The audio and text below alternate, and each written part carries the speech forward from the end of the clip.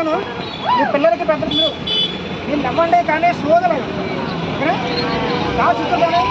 పెద్దలకి కూడా జైలు. ఎవరైతే ఆ కాస్ట్ ఎక్కడ పడిందో